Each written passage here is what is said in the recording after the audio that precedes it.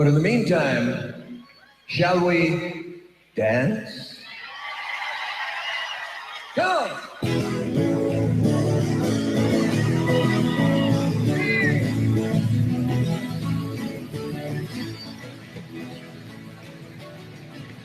Lady loves me, yes, yes she does. Church, church. Girls out of sight, yeah. All right, pump it up. Sunday, time to do a show. Yes, she loves me, yes, yes she does. Church, church. On the show me tonight, yeah. She got the way to move me, Cherry. She got the way to move it. Cherry, baby. She got the way to move it. All right. She got the way to move it.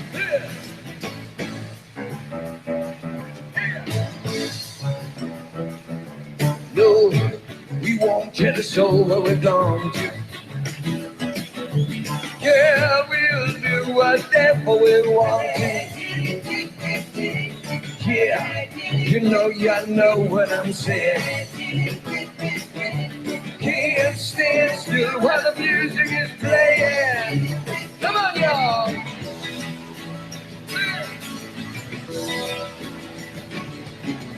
You ain't got no right, no, you don't, church. He's so exciting. Won't need bright lights, no, we won't, church. Gonna make our own lightning. She got the way to move me, Cherry. She got the way to move it. Cherry, baby. She got the way to move it. All right. She got the way to move it.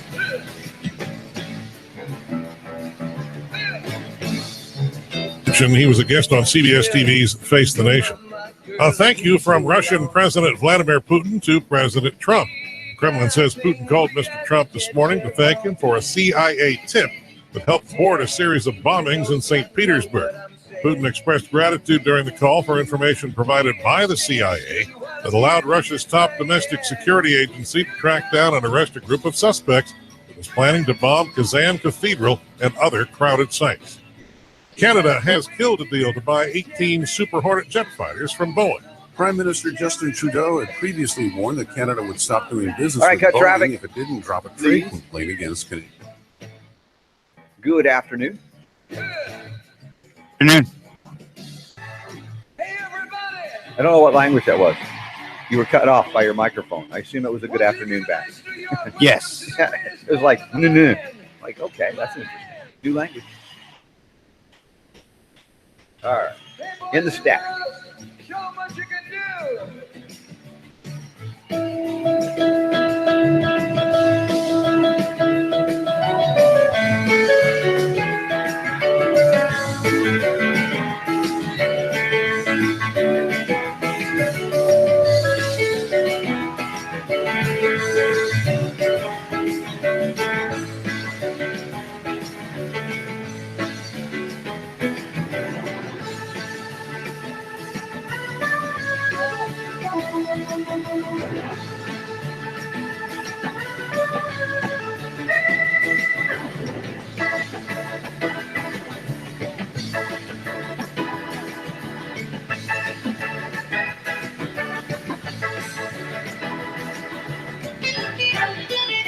How's the board looking? Receptive to Super Don and his birthday?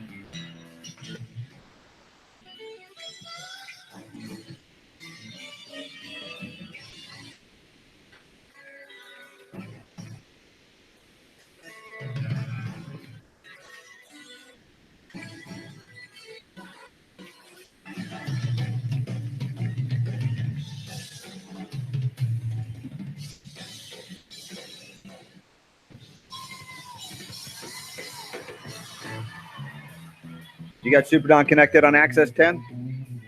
Yeah.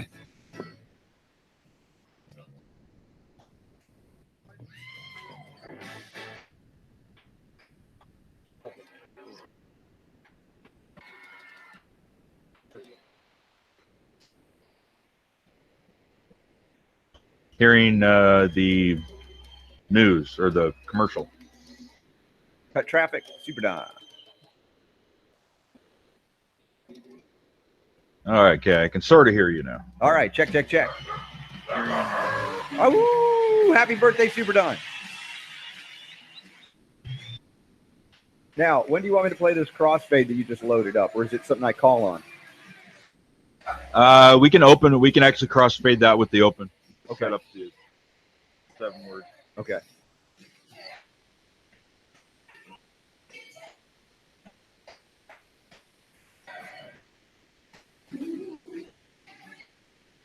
All right, let me cut accompanying music there. Let me make sure we got sound coming through okay.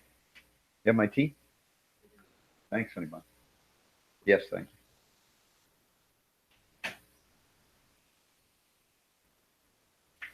you. All right, let's see.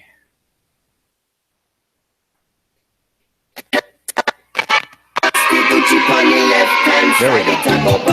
All right, we got audio levels coming through just fine. We got Patrick on the board. Is that whose voice I heard? It is. How's your afternoon?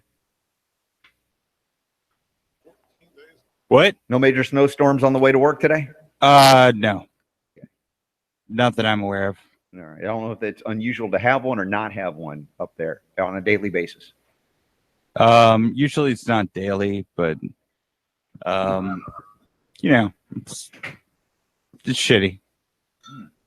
That's one of the words that we can't say on the air. That's true. And we're going to open with that, I think. So get ready to hit the bleep button. No, I think Super Don's got us covered there. Yeah, as long as he's got it covered, that'd be cool. I really don't want to. It sounds stressful. Yes, it would be stressful. No. We're good. We gotta make you earn your. We got pre-bleeping bleeping. How's that? Perfect. You guys still run like 6 seconds of delay on the show? Yeah. That's not enough for this show where we cuss all the time. That is so funny. Yeah. 6 seconds. Mm-hmm. You must have just some really well-mannered hosts on this network. Yeah. We used to be a minute delay on TRN. It was standard 60. Eventually, it was standard 60 seconds on everybody. All right. That's so long. It is, but we have a lot of cussing hosts. Me. Yeah. All right. Crank it up, my friend. Here we go.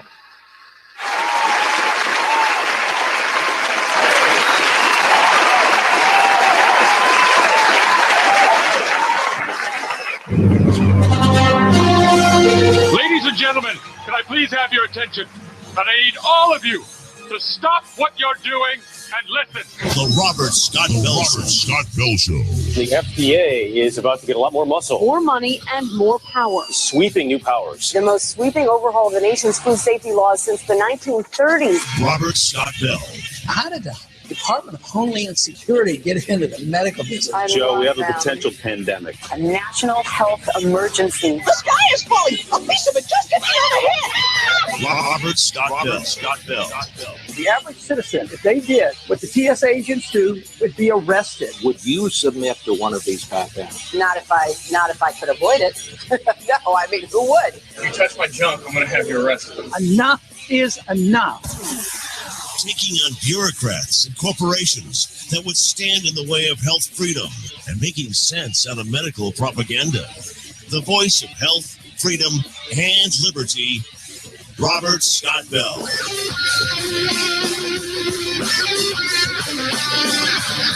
There's some people that aren't into all the words. There are some people that would have you not use certain words. Yeah, there are 400,000 words in the English language, and there are 7 of them you can't say on television. What a ratio that is. 399,993 to 7. They must really be bad. They'd have to be outrageous to be separated from a group that large. All of you over here, you 7. Bad words. That's it. How many bad words can we say on the Robert Scott Bell Show today? Welcome, my friends. Good afternoon. Good morning, wherever you are. I have a list of 7 words that have been apparently banned at the CDC by the Trump administration. We're going to get into that in a moment. But we've got words first and foremost for Super Don from somebody making a special appearance here on the Robert Scott Bell Show. Happy birthday to you. Happy birthday to you. Happy birthday to Super Don. Yes. Happy birthday to you. Do or do not. There is no try. Do or do not. There is no try. Ah. That was Grover, or I'm not sure. But anyway, happy birthday, Super Don. Thank you, thank you, thank you. Another year. I can't remember when you got Yoda to say that. Was that you, Yoda, or somebody else, Yoda? Or was it Liam Yoda? I don't even remember at this point. I found a Yoda file. Happy birthday. Well, there it is. There it is. So Yoda, thank you. I thought you were going to do you're so good at doing the Yoda thing, you know? Well, how about sing or sing not? I shall not try. And speaking of Yoda, yes, and thank you very much for the birthday wishes. I want to thank George Lucas, because for whatever reason they have chosen right around my birthday to release the new Star Wars when it's available. So for my birthday, I will be going out and watching Star Wars tonight. Very excited about that. I saw it with the family yesterday, and I will not release any spoilers whatsoever. But I will tell you this: it drew me in. It drew me in. Nice. And I, the thing about like these Star Wars sequels, I've talked about it. We've talked about it. None of them you want to be brought in like the first one, and they can't do that anymore. But I will say it was exhilarating. It was exciting. Awesome. And there were a lot of things I didn't expect to have happen. You think something's going to happen, and it just doesn't go the way you think it is. So hats off to them. I think they did overall a really good job. Excellent. Looking forward to it. You will have a good time. So the 7 words banned by the Trump administration on the CDC, and that doesn't include the barking of your happy birthday dog. Yeah, you can't tell that she's using the bad words, right? No, of course not. And I look at this, and of course the headline from the mainstream media, which hates Trump, we've already established that, is, oh my gosh, he's banning language. He's against the First Amendment, right? Whatever they can do to drag Trump through the mud. And I'm looking at this, I'm going, it's interesting choice of words here. 7 words that they don't want to be in these budget proposals by the CDC. Okay. They include vulnerable, entitlement, diversity, transgender, fetus, and the last 2 here I'm very supportive of: evidence-based and science-based. I've had enough of skepducks within and outside of government using science-based and evidence-based when they don't even know what it means. And if they do, they're purposely distorting it so as to attack those of us who have a different perspective on, for instance, global warming, vaccine validity, or HIV and AIDS, for instance. They'll use those words like daggers to discriminate. Can I say that? To try to destroy opposing views without actually engaging in science-based or evidence-based discussion. And I think that, to me, is the most telling of all of the words that were supposedly banned. They're not banned. It's like, dude, if you're going to put stuff like in here that's so overused that it becomes meaningless, try a little harder, do a little better, justify the budget based on things instead of, if we throw in evidence-based here, they're going to approve our budget. So I'm actually not opposed to a lot of this, whereas a First Amendment aficionado would say, well, normally you'd be like, I'm going to be against Trump on this.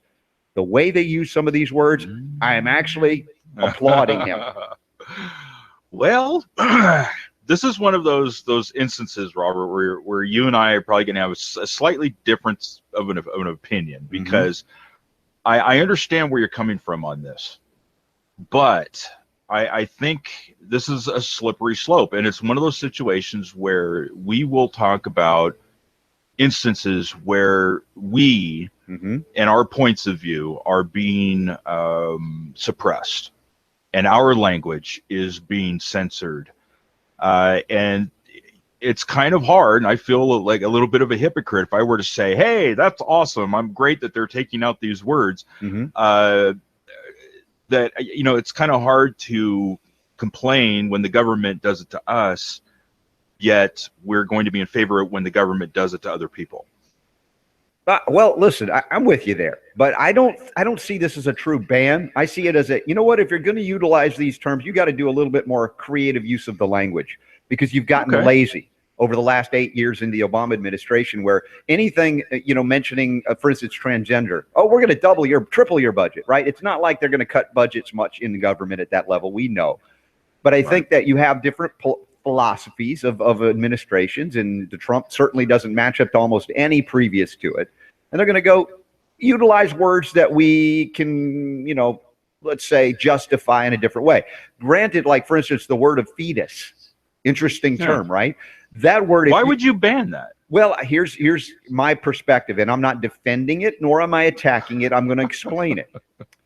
If you are pro-abortion, you want that series of cells that others would call a baby to be called a fetus. And so their bias, admittedly, is pro-life, anti-abortion. So they say, all right, don't use the term fetus, whatever you're going to use something different, because their political or otherwise philosophy encompasses a different word to describe it. Now, scientists who are detached from religion or views of any kind might say, well, that's just, ridiculous. And those on the left who have a different religion, unfortunately, the religion that they worship is the Church of Pharmaceutical Mysticism, which is why I come back and I go, oh, evidence-based, science-based, the fact that they're quote unquote banning those terms, it's not a ban. It's like, if you're going to use those terms, let's expand on it. Let's try a little harder. Okay. Because they use science-based and evidence-based completely wrongly, because we utilize science-based and evidence-based, and they would say, well, no, yours is not science. Yours is not evidence, not the kind we like. Right. So again, there's some nuances here. Granted, I don't have privy. I'm not in a part of the Trump administration, but I'm also not one that knee-jerk responds and reacts and say, oh, this is pure censorship. This is outright banning of words, like the media is reporting.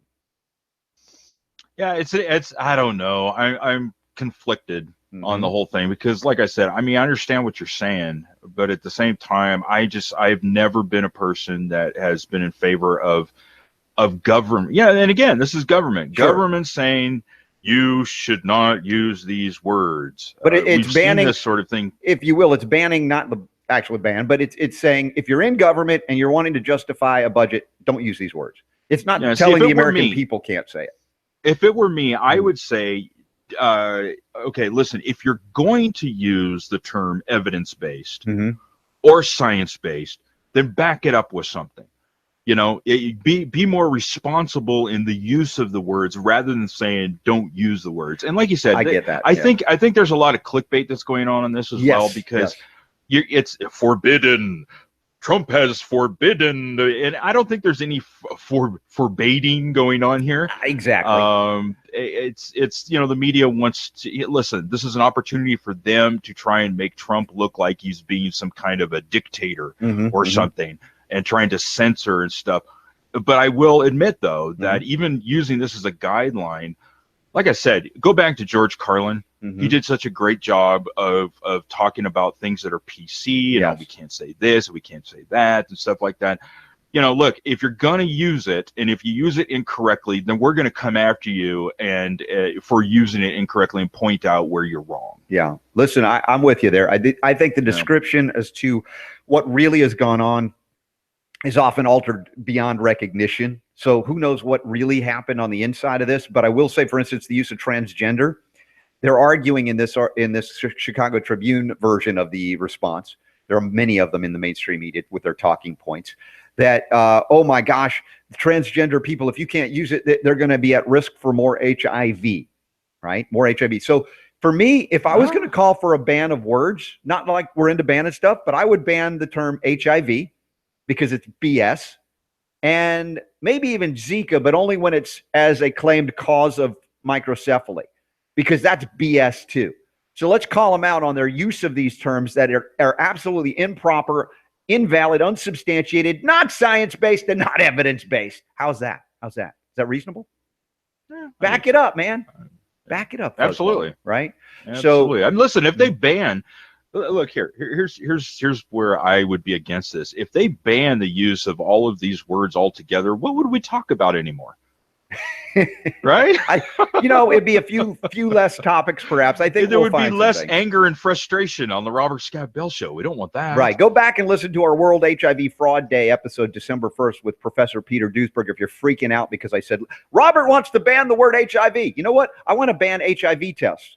unless you rename them as non-specific cross-reactive antibody tests that we don't know what it really means.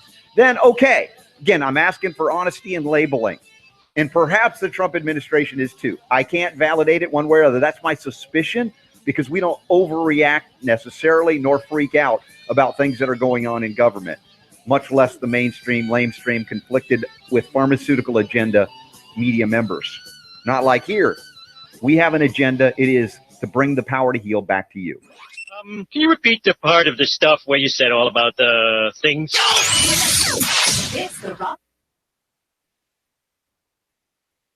Thank you for getting the Carlin thing in there. That was beautiful. Yep. That was just perfect setup. And then I had to throw the Yoda in there to cross react it. Yes. Thank you. All right. So let's see. Where are we? Patrick, you in the stack? Yeah. Okay. I was hearing some chatter in the background. I didn't know what was going on, but. Yep. All right. Let's see.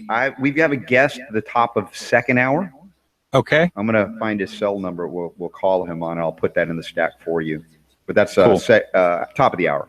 Cool. Let's see. Who's calling? David from San Francisco. Is that a live caller actual or just somebody listening? Yeah, it's a live caller, actually. What's the topic David wants to bring up? Just the words that the CDC said that you can't say. Okay. Yeah. Well, we could do San Francisco. All right. She's eating together as a family, helps kids. Could always postpone that if you think we should follow that down to the bottom of the hour. Let's see what kind of game David is bringing, shall we? Can I bring him up just on the break here, just to chat real quick? Sure. All right. You want me to do it, or you want to hit the button?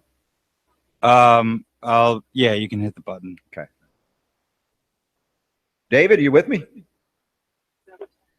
David, are you there? David, you're on the Robert Scott Bell Show. It's a commercial break time. Checking in with you. Are the commercials in his ear? I don't know. How about now? David, can you hear me? I think he put the phone down, once. my guess. David, can you hear me? You're on the Robert Scott Bell Show. Going twice. I'm going to put him back on hold. All right, maybe we'll do that at the bottom of the hour. Do you want to do that? Do you want to try to continue this discussion on the words, or to go right to the eating together as a family? I think we put it to bed. Okay. There's not a whole lot more to say on it. I mean, I don't have any more to say on it. Right. That's just my concern. I don't like censorship. No, I don't. I just wanted to nuance the and discussion. I get what you're saying, but at the same time, we have to be mindful of the fact that if somebody's going to tell us we can't talk about, the science is settled, we can't, you can't Right. talk about the flu shot, you can't talk about autism, you can't talk about this, yeah, we can, and so can you, Right. I mean, but we can What talk we're about it. asking If we don't, Here, if you Yeah, go want ahead. to try talking to him again, I figured out what I wasn't doing. Okay. that I needed Hold to. on, let me see if I got a minute. Yeah, I can do that real quick. Here we go. David, are you there? Oh, yeah. Hey, it's Robert. We're on the break. Just wanted to check in. What was the nature of the call? Well, the CDC censorship issue. Okay. Did you By have? the way, I'm getting a big echo. He's getting a big echo. Yeah.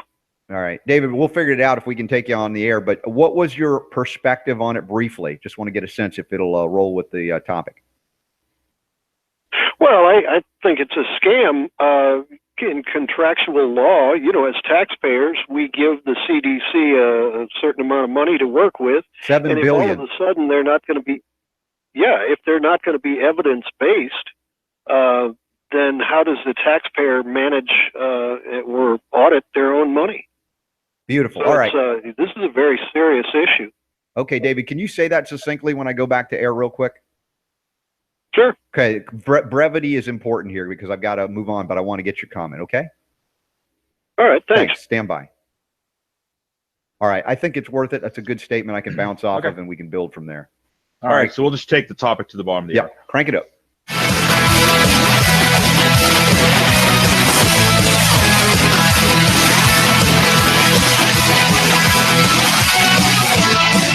The Robert Scott Bell Show. Scott Bell Show.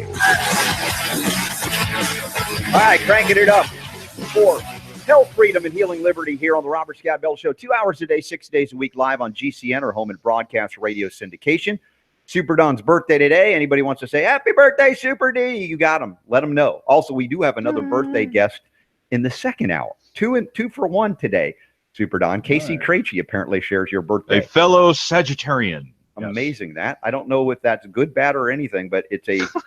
What is the visual on a Sagittarian in terms of the image of a Sagittarian? What is that? It's half man, half horse. Half with man with the archer. He has a. Oh right, okay, I know that visual. Yeah. Yeah. All right, we got that going on. Here we go. We have a caller coming in from. I apologize, I lost the name. I believe it's David. David, is it? David calling in from San Francisco. David, welcome to the Robert Scott Bell Show. You had a follow-up comment on our opening today on the so-called banning of words or massaging or altering of words that the CDC is allowed to use in their budget proposal. Almost 200 years old. It's called Popular Delusions and the Madness of Crowds.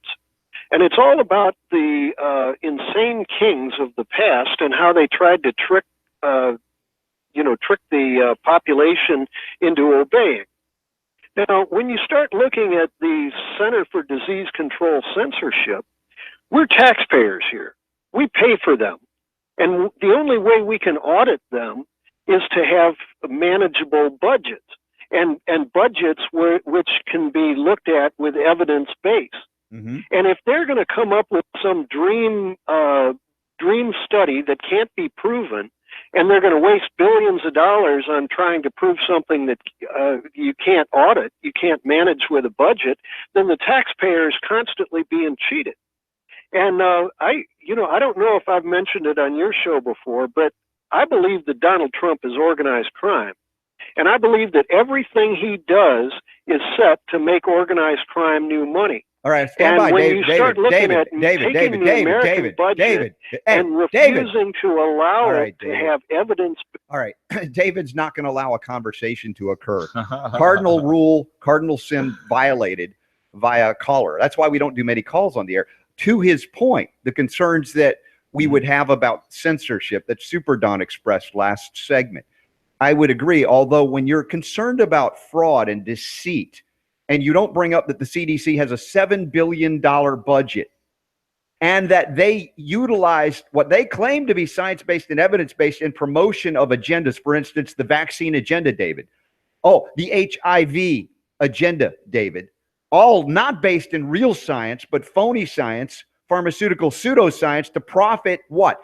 Those who have captured the regulatory agencies and agencies like the CDC for an agenda. You talk about a crime syndicate that you think Donald Trump is supporting.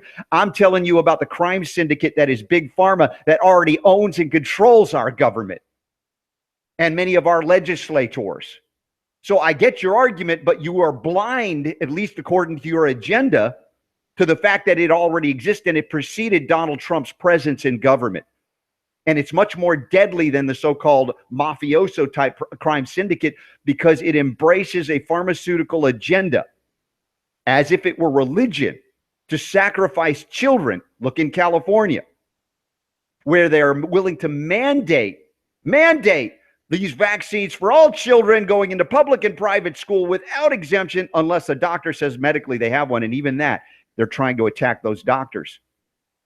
Because why? The religion of Big Pharma and the sacrament in that church, vaccines, are supported by what? The Centers for Disease Creation and Promotion with a $7 billion budget, despite the PhD whistleblower, CDC's senior lead research scientist, William Thompson, coming out and acknowledging that they trash data with all that money, and that the guy that they point to for like 3 or 4 of the scientific articles that they say, oh, this proves that vaccines don't cause autism, absconded with millions from the CDC, and he's now, Thor Paulson, he is on the most wanted list for Interpol.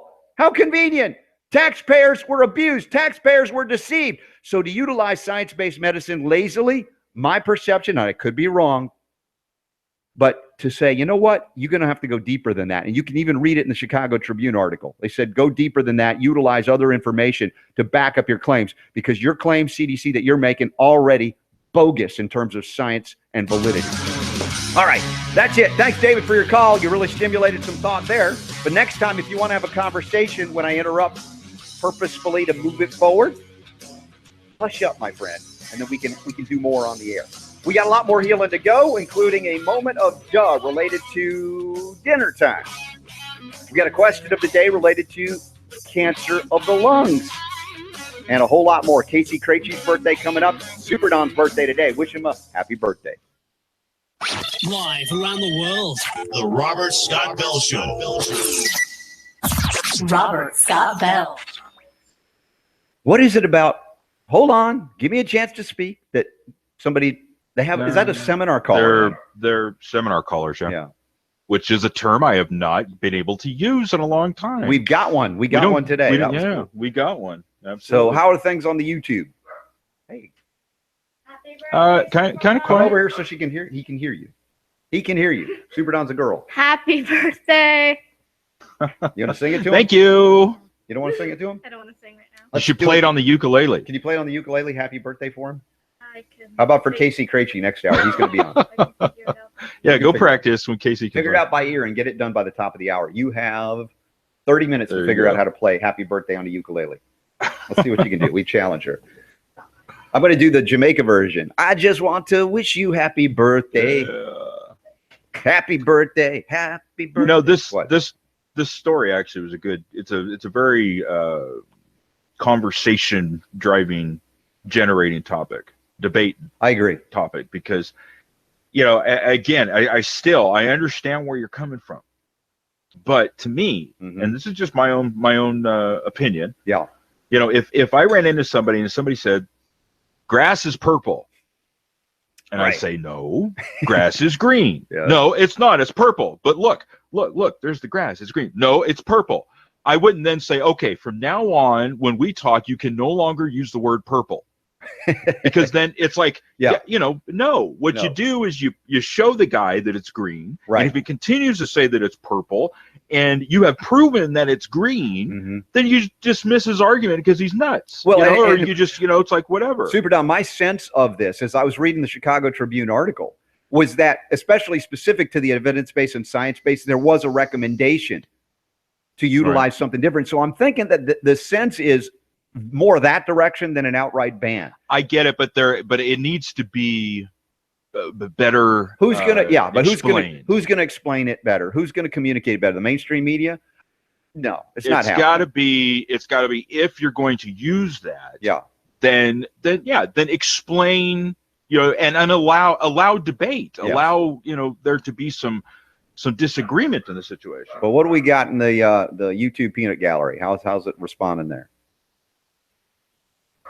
We've got a bunch of happy birthdays, and Bo actually, on the topic of callers, says that's why he thinks we should take more calls, because he likes to listen to the SmackDown. Oh, well, which you know, will turn into the Savage Nation. That's right? funny. You know, honestly, it's interesting because normally when you do a health show, the kind of callers you get are asking about health issues, which it's like, it's not interesting to me, although occasionally we do that, but we really want to set that up for you so you'll benefit, as opposed to we're going to go through the nuances. Somebody calls in with their question, I've got to question them about it, and we could go, you just don't know. This is not like a Dr. Laura show, right, in that regard. But I get it when we do political or socio-political, or, you know, how would you say, these kind of topics that lend themselves to some sort of, hopefully, an intellectual discussion and debate.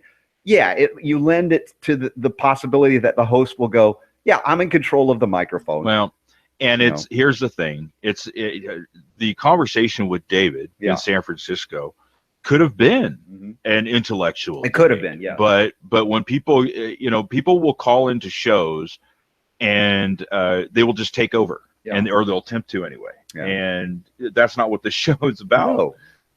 I don't mind. Like you said, if you're tuning in, Bo, occasionally we do a SmackDown. It's very rare, so it probably was fun to watch. And I don't mind doing it, especially again when you can tell the caller has an agenda that is not about engaging in discussion, right? I've had people that bring some stuff and then I'll ask them a question, they'll respond, and that's cool. I can dig that. But oftentimes you have no earthly idea if it's going to go that way.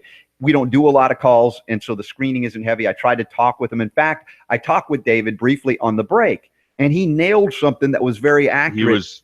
He was a much different caller. Much different caller. And I said, if you can be brief, and that's what gave away the fact that he had an agenda. Right. So I said, can you bring that briefly right out of the gate when I bring you up? He said, sure, no problem. And of course, he went completely different. I gave him some leeway. And then when it became clear that it was not what he intended it, well, he presented it to be. I gave him the opportunity by interrupting him. He wouldn't stop. And at that point, yes, smackdown time. Okay, folks. We got a lot more healing to go. We got a moment of duh. We got a question of the day. Let's see if I can manage getting through all of that. So appreciate that. Patrick, are we about ready? You hanging in there in snowy, not snowy California? Yep, where are you? hanging in there. Minnesota. Stick. Here we go.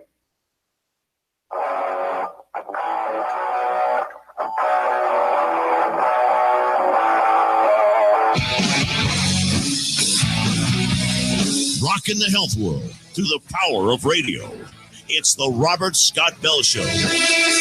Well, y'all listening on radio, we're glad you're here. There's also the opportunity to listen and watch via YouTube whenever 5 out of the 6 days of the week, we typically do a YouTube sensational presentation. I'm still hoping for the time of the day and the technology that I can integrate, that I could show Super Don on with me, right? Because it's his birthday. We should see him if he's wearing a silly birthday hat or something. Super D, other than Star Wars, The Last Jedi, what other happy stuff are you doing? You got a dinner happening? Anything fun like that? That's it so far. You know, I mean, listen, when you get to a certain age, at least in my opinion, it's just kind of like, oh, people have to remind me, oh, it's your birthday. Oh, it is? Oh, right. Okay. Because, I mean, it's whatever. I mean, and it's going to be cool to be able to go do the Star Wars thing. That's good enough for me. Okay. Dude, this is my last year in my 40s. That's right. So you're approaching like, the half century. You're just a baby. I am. Baby Super Don. He's so which cute. is so weird because I don't feel that, Right. And is that normal? Where it's kind of like, oh, you're 375 years old. Well, I still feel like I'm 20. You and Yoda. Come on, man. It's like you've been around, right? No, I get it. When people ask me how old, I'm like, after 50 doesn't matter really. I'm not even sure. It's all downhill from here. Right? No, I think there's some good years happening. Again, this is what we're trying to do here, attempting to do. As Yoda says, do or do not. There is no try. We're actually doing it, bringing the power to heal back to you so that you live how long you want to live and with full powers of cognition still intact. Now, there's science and there's science. Sometimes you wonder who paid for this because it reveals something that should be self-evident, and it could only be called today's Moment of Duh. What are you people? On dope? Amalgamated Association of Morons. Local 6 and 7-8. You're crazy! What is your major malfunction? Yes, today's Moment of Duh brought to you by Dinner with the Kids. It's what for dinner? No, it's what's for dinner. Well, you get what I mean. You can't believe this, but there was a study that just came out in the Journal of Developmental and Behavioral Pediatrics saying that children who routinely eat their meals together with their family are more likely to experience long-term physical and mental health benefits. And with that, my wife and I are going out to dinner tonight without the kids. Oh, you're such a terrible person, you are. I know, exactly. Right. See, these studies are ripe for, oh my gosh, you're a terrible parent. Now, I'm a mixed bag on this. I'm for, sitting down and eating with the kids, but I will be honest with you, our schedules are crazy. I'm usually prepping for my radio show at the time during the week where dinner would normally be. The kids have, soccer, they have dance, they have singing. And so certain lifestyles that are different from a time when we all worked the land out there together. We farmed, we got back in and we prepared it's a different time. I recognize that, but I would not argue against that. At a special time, if you're a crazy family like we are, a lot of families are, that you say, make it an effort to say, let's all sit together. And it is a very beneficial event. And is it the key for long-term health and mental health? I get every family's different. It's a piece of the puzzle. It's a piece of the puzzle. Nothing, there are no absolutes on anything. Speaking of Star Wars, and yeah, Star Wars fans will get that one. Yes. Anyway, I mean, I think the reason why this is important, from my own perspective, when I was a kid, we ate dinner at the table every night. I mean, it was just there was no taking your plate and sitting on the couch. Of course, this was the age before smartphones and video games and and all that crap came out. But I think today's generation is different in the fact that people are so fractured. Yeah. And distracted on everything that's going on, the parents and the kids and all that kind of stuff like that the sitting down at the table eating dinner together as a family thing is not something that is as prominent as it used to be. And I think it's important. I think it does add to things. So you would not argue against it, right? To say that it would be bad for kids to sit with and I think it's a good habit, even if it's a situation like what you're talking about, where parents have this and jobs are over here and kids have this and that thing like that. To make a concerted effort to have some kind of a normal tradition where, even if you can only do it twice a week, but it was something that you did, because that is the time when the parents and the kids get to sit down and you get to communicate, right? You're unless you're one of those families where people text each other from across the table, right? Or if it's a time to come together to yell at one another, like. I don't know if that happens, but there are times again in this electronic world where you go like, my gosh, we're humans. We have these. We can interact in a different way. And as you see, even socially, when you go out, if you ever go out to a lunch or a dinner, and you'll see that the young people are on their phones constantly. It's not like I've never checked a text when I've been at a meal. I'm guilty of that. But sometimes you just got to set it down, interact with one another in the way we used to, the way humans used to interact. So I'm not speaking against that. I think it's just a moment of duh for the most part, which leads us to other questions that need answers that may or may not be moments of duh. Excuse me. I'd like to ask you a few questions. We do have a question of the day coming in from Joyce. Joyce is writing in. She says, my father recently got diagnosed with stage 3A lung cancer. I saw your video on how you would start nebulizing colloidal silver, so I had him start right away. He has been doing 3 times a day for 2 months, approximately 1 teaspoon each time. How long should he continue, or is it time to stop and take a break? Joyce. Okay. Now, Joyce, I have to reiterate this because I did speak about, I think at one of the Truth About Cancers, I referenced how, I think it might have been in the video documentary series, how one of the things I would recommend and utilize for a lung cancer is a nebulization of the silver hydrosol. Why? First of all, let's establish that. Why? Because the ions of silver carry an electrical charge that is devastating to cancer cells. How do we know that? Well, there's peer-reviewed literature that has shown that, in addition to common sense, if you understand what silver carrying electrical charge is, it's stress, it's potential injury and damage to cells that can't defend against it. This has been the argument for people to say, don't take the silver because it's dangerous to your healthy cells. But that's not true, because your healthy cells, unlike cancer cells, your healthy cells have onboard antioxidant defense mechanisms. They can protect themselves against oxidative stress. You doubt me? Case in point, your own immune cells, your white blood cells, your B lymphocytes will produce oxidative stress through their selective production of ROS, reactive oxygen species, which are known to be used against the bad guys. You might call them pathogens. You might call them bacterial species, fungal species, or viruses. And that your immune cells know that that production of ROS by your own immune system is not going to harm your healthy cells because you have adequate minerals, right? Because you listen to the Robert Scott Bell Show, you eat organic, clean food. You eat the rainbow, not Skittles, but the colors of creation, right, in your food. What about cancer cells? Cancer cells have lost the ability to defend themselves against oxidative stress or damage. The pro-inflammatory components known as oxidants, right, are not harming your cells if you have adequate antioxidants, but devastating to cancer cells that no longer have that ability. Even though they don't die, no apoptosis, these are immortal, right? They grow, then they can be problematic. The nice thing is that when you have that replenishment of selenium and the things we talk about here, you have the ability to protect your healthy cells and also facilitate your own immune cells and their function. And silver facilitates that by oxygenating the B lymphocytes. So when you breathe in to the lungs specifically, you're trying to get oxygen out of the air, which contains a number of components, right? Oxygen, nitrogen, etc. You breathe in the O2, you exhale the CO2.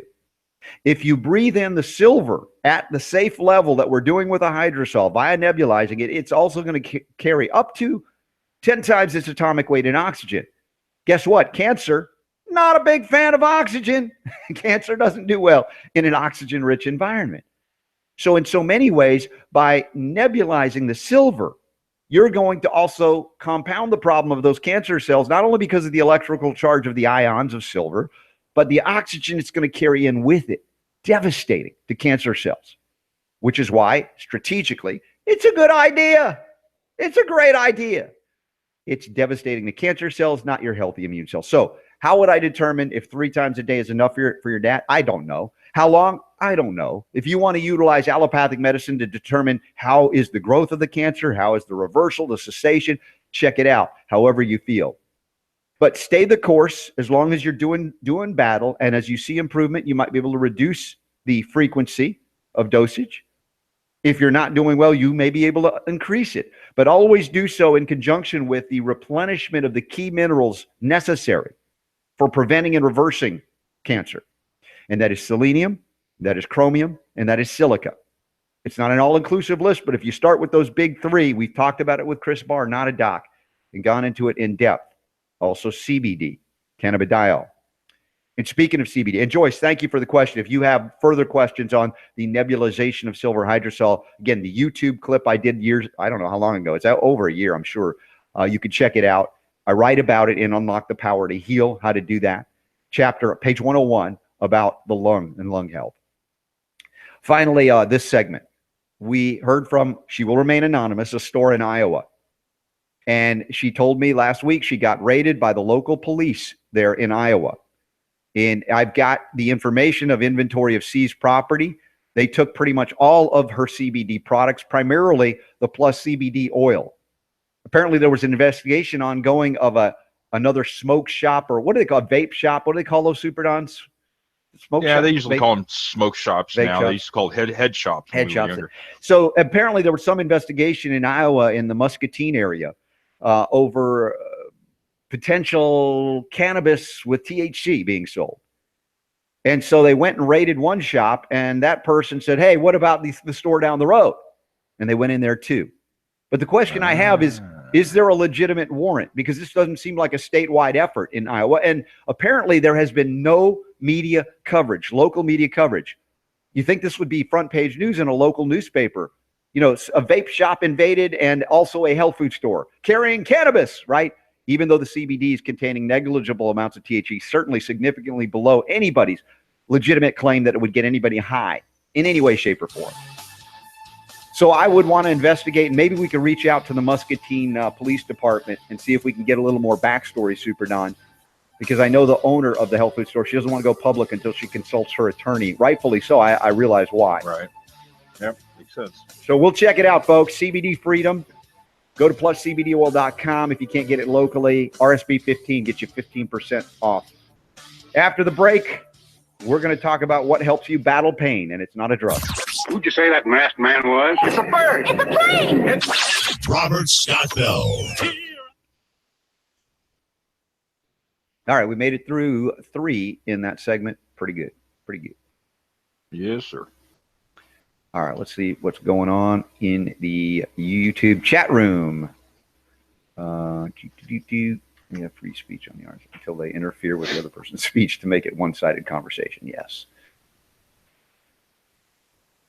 Don't reverse the numbers. Joking. Have an awesome day. You guys rock. What reversing? What numbers there, Super D? I haven't figured that out yet. Okay. No, I saw that.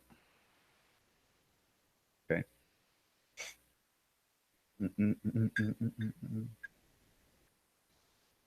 All right, Patrick, did you see Casey's number I put in the stack for top of the hour? Yeah, I've got it. All right. So we'll coordinate that on the news break. Cool. Thank you. All right, Super D. Yeah, I was impressed. I'm kind of cynical about Star Wars sequels, and of course, jaded by the prequels, which really sucked for the most part. And they, I mean, they had their ups and downs.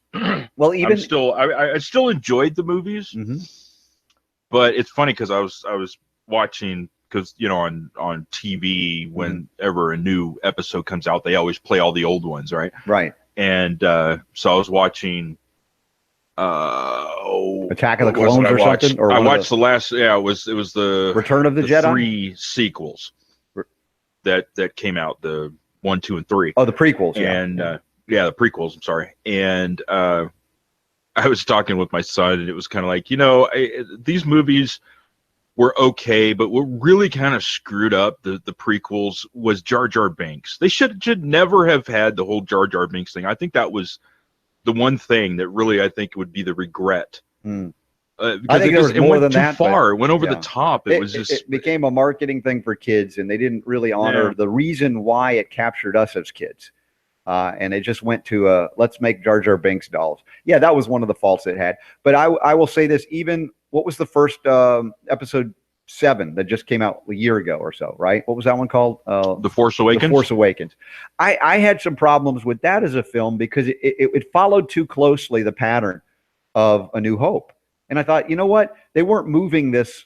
They were just trying to redo it with a new generation. I agree. There were too many. It was almost like it was too easy. Yeah, it was a lazy attempt, right? Let's see if we can mimic it. Now, in this one, Super Don, I'm not bringing any spoilers to it, but I have to say they did this, Rian Johnson, and whatever they did with the script, I have to say they took it to new places. They honored, I think, a lot more of the origin of Star Wars without mimicking it, without copying it, the original spirit of it. Huh? Correct. And the storyline, it actually built on it rather than trying to rehash it.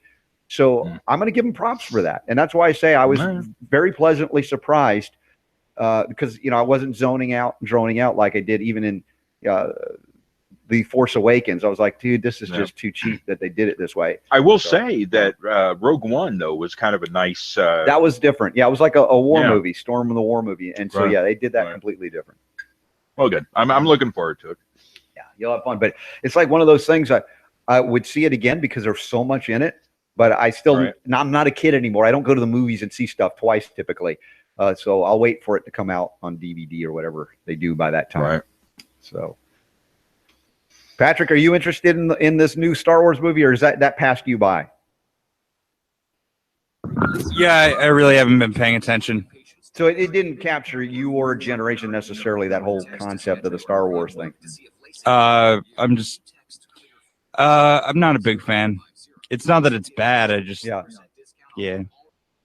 Well, you'd have to talk to your parents' generation, understand what happened when that came out, the original one, to kind of go. Yeah. It was a transformational time in our upbringing in terms of movies and stuff that I think there's so much more to distract and to attract and to blow us away that today it's hard to do that. Yeah, I can see that. Yeah. Well, it's just so iconic. Well, at this point, it's culturally embedded for us old people. So and the movie itself, with the special effects is what just blew everybody away because it was just years ahead of its time at the time. Now it looks cheesy, everything else that was out there. Yeah. All right, so we get the bleep button ready, but I got it covered, so you don't have to panic, Patrick. Okay, sounds good. All right, here we go. Berkey.com.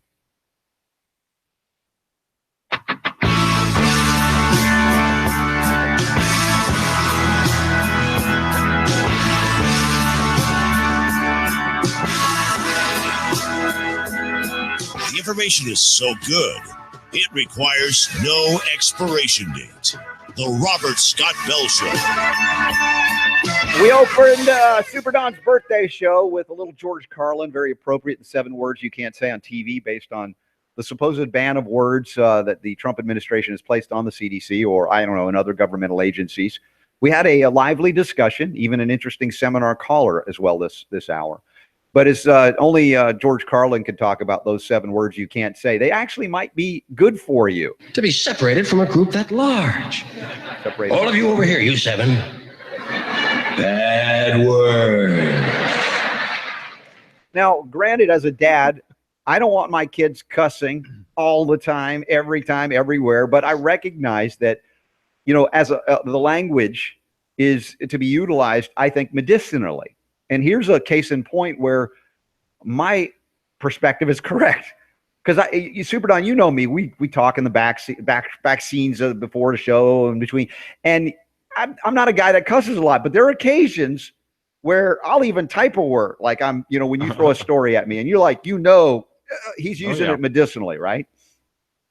Because it can lose its meaning if you just overuse and abuse it, just like anything. And apparently, science has now validated that the use of swear words can be pain relieving. That's right. Swearing helps us battle pain no matter what language we curse in. The science is in, folks. Now the FDA is going to regulate swear words as an unapproved new drug, and you're going to have to get a special prescription from your doctor to use it. And that will not be allowed to be sold in health food stores, even probably if you make a structure function statement with them. I'm just saying. Kind of weird. That would be something, yeah. How about a prescription from a doctor, right? Right.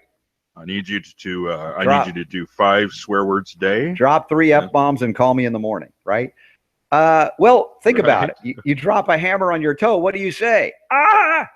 I realize that I'm not a guy that just indiscriminately throws out those words, but there's something that you do it and you're like, something like an energy is released. Of course, it can be used in a negative context to, direct that energy at somebody. That's why those words can hurt, although not the same as sticks and stones. You get that. But the pain reduction benefit, measurable physiological benefit from releasing a swear word at the opportune times, I think that's pretty interesting. I'm thinking this could be maybe the solution to the opioid epidemic, right? True. Prescriptions for mass quantities of swear words that I'm worried a little bit that you'll become addicted to them, though. Maybe a little. Some of us are a little bit, Right. Well, no, they're like, here, let me give you an example. My son is going over to help a neighbor. He says, here, I'll give you whatever, you help me out around the yard, whatever. He goes over last week, knocks on the door. Hey, do you want me to, originally planned to work. And it was like in the 40s, right? In temperature wise. And the guy responds to him, it's too effing cold. I'm not coming outside. That was it. Straight up. My son reports this to me. I'm not upset. That's the way the guy talks. Probably, as they say, cussing like a sailor. There is vernacular that is used in certain cultural interchanges that it becomes part of it. And I know I talked to his wife about it. She's like, I wish you wouldn't do that all the time. And I'm like, it didn't upset me. My son's almost 18. It's not a big deal. But it's a very expressive part. Liam Sheff used to talk about how up in New England, in New York, they drop these words. It's just part of the vernacular, and yet I like to utilize words that have meaning in those appropriate times so they don't lose it, because obviously it takes the edge off of it when you want it if you always use it. Does that make sense? Absolutely. No, I agree with you 100%. But I will be the first to admit that if I ever stub my toe or smash my thumb with a hammer, I am not responsible for what comes out of my mouth. Right. It's very pain reducing. Yes. Give a little bit of leeway to those that you're saying, don't cuss if your kids do it right. We don't want them to do it all the time, but in that time and moment, it may have helped them reduce their pain. Along with the CBD that I want the Iowa police to stop confiscating from health food stores. It's ridiculous. That's a crime against the people who are suffering now in pain with extreme anxiety, etc. Folks, go get the CBD. Stores, get the CBD in, sell it, make it more difficult for government agencies on the federal level down to the state and local level from taking this, I would say, unconstitutional and criminal engagement in removing perfectly legal dietary supplements from the marketplace. Folks, we got a lot more healing to go. Go to CBD+CBDoil.com. Get yours. RSB 15 gets you a discount. We've got more birthday celebrations today. In addition to Super Don, AC Craichy, our good buddy from Living Fuel. And he's going to join us for a few minutes at the top of the hour. And we'll see what kind of celebration we can do together. We also got a lot more discussion, including I told you so about low-fat foods. You'll never believe what they do to you, because the power to heal and eat high-fat foods for your health is yours. The Robert Scott Bell Show. All Hey, folks, Robert Scott Bell here. More innovation coming from my good friends at Synergy Science. See, we didn't Grab a Christmas song. I'll be right back. We didn't let a cuss word out at all, Patrick. Oh, you know what, Robert? What? I think we've got a delay. Something happened. You were kind of having some issues with the internet earlier, and I think there's now a delay between us. Oh, Patrick, can you check the delay? Because, yeah, I was noticing I had to pause, and then I heard Super Don talking. Yeah. Hold on. I'm calling your guest. I would just reconnect. I think that'll fix it. Okay. All right, I reconnected. Hopefully that'll work.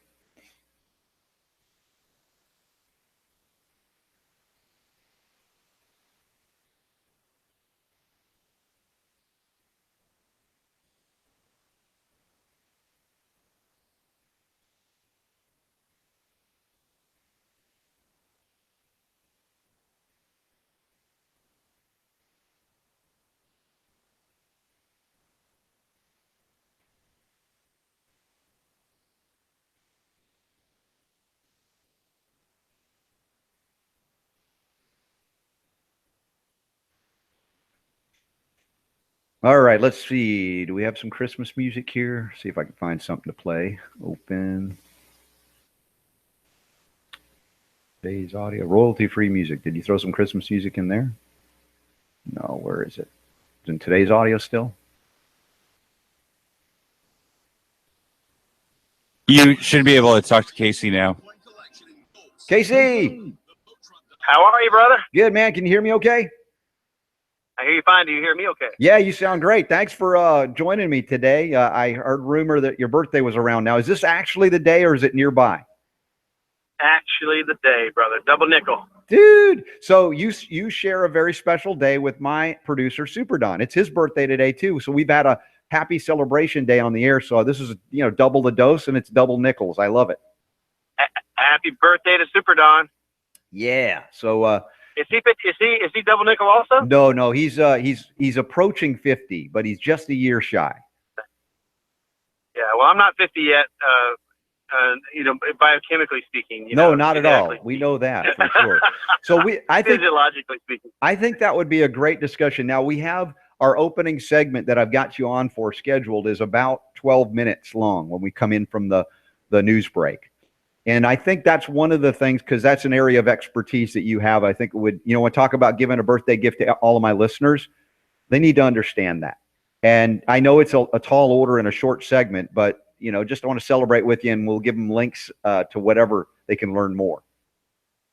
Okay, bro. That'll be awesome. So we're doing 12, you said? Yeah, so when we come back in, because I don't want to take you too much away from any celebrations in the family, but I'm just so honored that you would join me on your birthday. This is awesome. Not many, but you for sure. Yeah, man. So how's the fam? I can't wait to see him again soon, hopefully. Okay, brother. I look forward to it. Whatever you want to do, I'm good with. Okay. So we have a few minutes. And by the way, we're talking to our YouTube crowd right now. They're watching on YouTube live during the breaks. And we have Casey Craichy from Living Fuel, and he is double nickels today. It's his birthday, and we got him to celebrate with us on the air along with Super Don. So that's coming up in a few minutes when we go officially back live on the air. So I got to figure out, honestly, it's embarrassing. It's like I'm so not creative, don't know what to do. My son's turning 18, Elijah, later in the month, and trying to figure that all out. Well, I don't know. Have you got it figured out? I'll be the first to admit that, no, I don't. I've got a lot of thoughts, and nothing's like crystallized to go, this is what you got to do. So it will crystallize just in time, brother. Yeah, man. So we'll see. Now, it's embarrassing, but hey, I'm manly enough to admit it. I love you, Casey. I appreciate you, your brother. And the picture we utilized today in the show notes to have you on board is me with my head on your shoulder. it's perfect. So there you go. Just so you know, I'm man enough to go, yes. Sharing the love. Yes, exactly. We share the love. We're not shying away from that. There are folks on this planet that are afraid of that, and we're not. Of course, we're on a mission. We have a passion for bringing the power to heal back to you, each and every one of you, where it belongs. And Casey's helping that along the way as well. Amen, brother. So let's see what else we got coming up here. Let's see. We got this hour. Low-fat foods. Oh, low-fat foods can make you fatter. That's one of the stories I'm going to cover. I've been telling people they need to eat higher fat, good quality fat, in order to stay trim, in order to have a good metabolism. So that's another one thing that's totally counterintuitive for people that grew up fearing fat, like we were all told fat would make us fat. Yes, sir. Well, the good news is that low fat craze seems to be going by the wayside for now. Yes. I think not a moment too soon. So got some more stories on that. So let's see. Do I have any other? Okay, I've got one thing I can play here when we come in from the break. Anyway, so do you have any plans for the day? Oh, I'm with Monica now, and the whole family we've been together. Went to church and went to lunch, and went for just they got the whole day planned, so it's very fun. Oh, nice. That's really nice. Well, big hugs not only to you but the whole family. We love you dearly and appreciate you. Well, say hello to Monica. She's right here. Well, I was trying to stay nice and quiet because I didn't want to pipe in on the radio, but I guess you're on break right now, huh? Yeah. We're just chatting with our YouTube folks. They love it. And thank you, Monica, for allowing Casey to join us on the air for a little bit on his special day. Oh, my goodness, of course, Robert. We love you and just support completely what you're doing. Hey, you'd have more listeners if it was Monica and not me, you know. Well, I know that if I sing you happy birthday, all the listeners will run. If Monica sings it or your daughter or any of yours, the rest of the family, they can bring it. Well, I just also want to send God's blessings out to all your YouTube followers. That is so great. Yes, thank you very much. And folks as well on YouTube, I don't know if you've heard the Kaj brothers, KAJ, they have amazing music, Christmas music and all kinds of stuff that are available on YouTube, and you can download it. And one of the most talented families I've ever met in terms of musicality. Not Casey, but the rest of them. And it's okay. Casey just loves on them and provides the opportunity to bring it on out.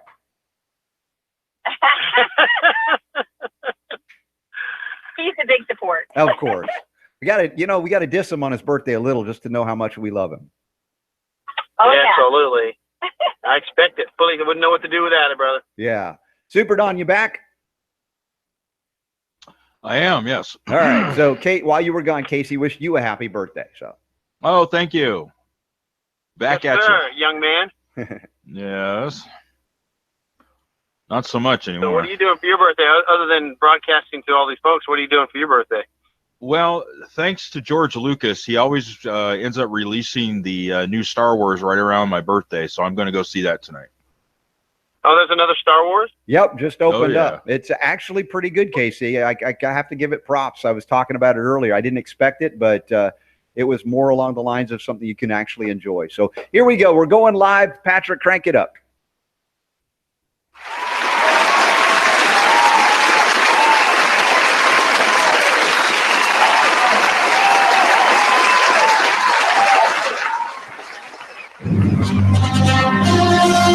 Ladies and gentlemen, can I please have your attention? And I need all of you to stop what you're doing and listen. The Robert Scott Bell Show. Today, health insurance reform is the law of the land. The healthcare law was supposed to keep medical costs down, but a new report says your payments are expected to jump. I think I made a mistake. Robert Scott Bell. A coalition of public health advocates targeting Ronald McDonald. I'd love to see Ronald McDonald retired. Let's kill him off like we did Joe Camel. Robert Scott Bell. The side effects may include depressed mood, thoughts of suicide, insomnia, suicide may occur, diarrhea, unusual or strange dreams, agitation, sexual side effects, drowsiness, dizziness, nausea, hostility, trouble sleeping, seizures, serious skin reactions, thoughts of suicide. Suicide may occur. Oh, yeah, drugs. You got to have drugs. Taking on bureaucrats and corporations that would stand in the way of health freedom and making sense out of medical propaganda. The voice of health, freedom, and liberty, Robert Scott Bell. Well, not to steal Super Don's birthday thunder, Super D, almost half a century, not yet. We got a double dose of celebration. Are you up for another birthday celebration, Super D? Was one enough? Wow, yeah, let's share it. Let's double down on birthdays because my good friend, we love him dearly. It's his birthday today as well. Casey Craichy, happy birthday! Yeah. And the kids go wild. That was just his family alone. Now, everybody, listen, happy birthday, Casey Craichy. Living Fuel, those of you who don't know Casey, he's been active supporter of the Truth About Cancer and our buddy Ty Bollinger, and we get together more than ever now, and I'm liking the trend, Casey. Thank you for being with us on your birthday. Yes, sir. It is my pleasure and honor. Now, you are not, I look at you and your activity level and your health and all of that, double nickels at 55. You've said it, so it's not a hidden secret. The difference, I think about the gifts that, people like to give us on our birthdays, right? But I always like to say, what gift can I give on my birthday? And Casey, what gift can you give to my audience on your birthday? And I think it might be some tips into how do you stay young despite a lot of the obstacles in the environment that are, working against our aging gracefully and youthfully. Well, that's a great question. Age is physiological, chronological, and psychological. There's only one you can't control. And if you could figure that out, that would be the calendar. So while the calendar says I'm 55 years old, the other ways I'm not even near 55 years old. Because we know in science, you report on this stuff all the time, that you can actually quench the things of aging, things like oxidation and inflammation and glycation and angiogenesis. You can quench all of those things, which are not only are they the root of most diseases, they're also the root of aging. And so if you can not rust on the inside and you can eat things that are actually going the other direction instead of eat things that take you towards death, then you're going to be way ahead of the game. Well, exactly. But the thing is, we have a culture, the Western medicine mindset, that may acknowledge their science about oxidation and may pay lip service to things like antioxidants. But you've taken it on, your mission, Casey, in Living Fuel does that. In fact, one of our listeners that's watching on YouTube Bo says, I'm drinking Living Fuel right now. It's a game changer. That's Bo, beautiful. Bless you, Bo. That's nice. He also says this. He's coming up with slogans suddenly. He says, Living Fuel, a trucker's best friend. It's fantastic. We do have a lot of truckers. And Bo, God bless you and keep going there because it'll be extraordinary for you. See, the thing is, if we could imagine for a moment, if you could go and have a food choice that would actually quench oxidation and inflammation and glycation and angiogenesis, but would also feed every cell, system, organ in your body and literally provide you with the amino acid and the fatty acid and the minerals and the trace minerals and all the things that we know are good for us and the things we haven't even named yet, like cofactors and essential cofactors and conditionally essential cofactors. And when you start considering all that, if you were, say, an astronaut and you can only take one food with you and you could take a single one that could not only replace a countertop full of foods and of supplements, it could also replace your entire meal in a way that you're only getting things that you absolutely need and not getting anything that you don't. Imagine the things the body could accomplish. Yeah, exactly. We talk about this all the time. They're basic concepts. Give the body everything it needs, remove that which it doesn't, and watch the miracle of creation work for your benefit, right? Even in aging, we are not designed to decay and degenerate and die of disease, but we know nothing of that in a Western world because we've accepted pollution as food and say, well, it's the same thing. No, we've got to do better. I think we're asked to do better, Casey, and you're doing better. Yes, sir. And everyone out there can start right this minute and make little bitty changes. Because we always say baby steps in the right direction are monster steps towards super health. And if you start by the thing you just said and removing the things that we absolutely know can radically speed up aging and radically increase the probability of disease. I mean, most people listening right now, this is an educated audience, so maybe not most of them, but most people out there are making the same mistakes. And if you just went to their own computer and Googled or Binged this food and disease, they will find that they are probably increasing their probability of disease and the speed of aging by maybe 1,000% by only what they're eating. Exactly. Your food is medicine. Medicine is food. Of course, we're dealing with a regulatory environment that limits freedom of speech, ironically, about the things that will actually benefit you.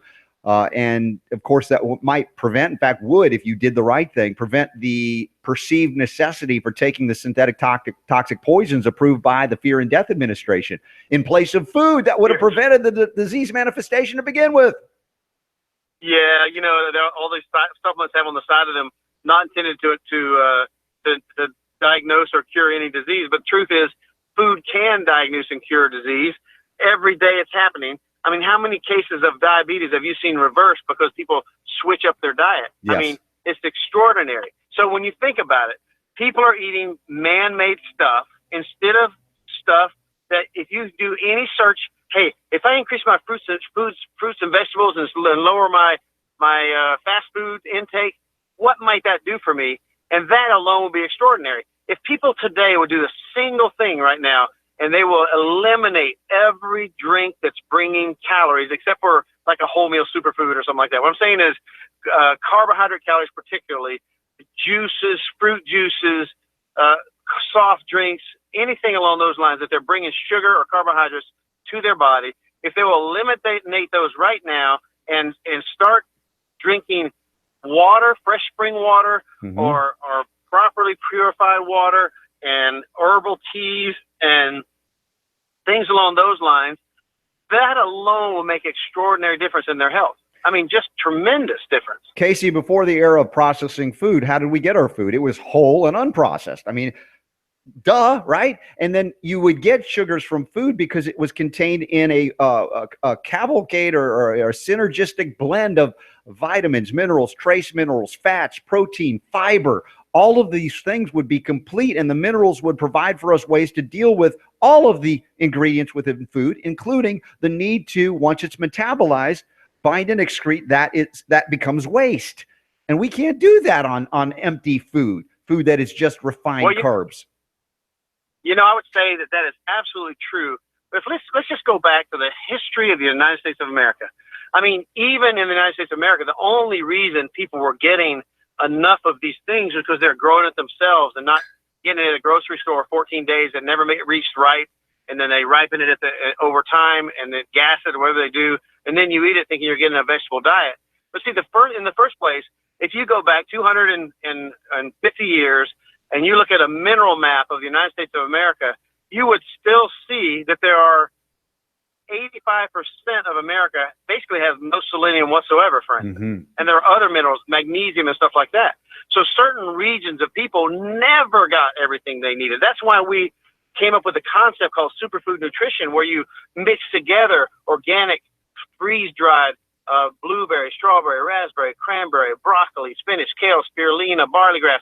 You mix these things together with the nutrients in the highest, most bioavailable forms out there, and then you get everything we know about combined with the things we have yet to even identify. And this way is the only way we can be sure that you're getting all your trace minerals, all your vitamins, all your fatty acids, everything that you need. You have to provide for specifically. You can't just randomly go out and throw it together and expect to get it. Yes. We're talking with Casey Craichy, opening up the second hour of the Robert Scott Bell Show.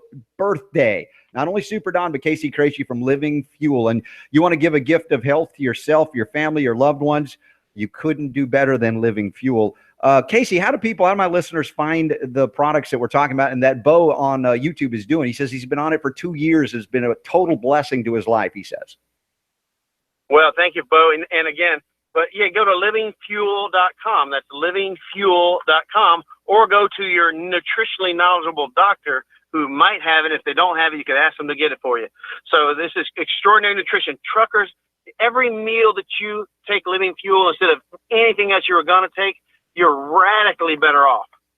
Yeah, it's intriguing that, years ago I found that a lot of truckers listened to the Robert Scott Bell Show. I thought, wow, how unusual. They, now they carry it in their little devices. They'll load up a whole week's worth of show when they're on the road. But I recognize that they recognize, my gosh, their health suffers. They're sitting down all day. They don't have access to good, clean, organic food regularly. So the supplement becomes very critical for them. So carrying the Living Fuel across country, wherever you are in your trucks, great idea.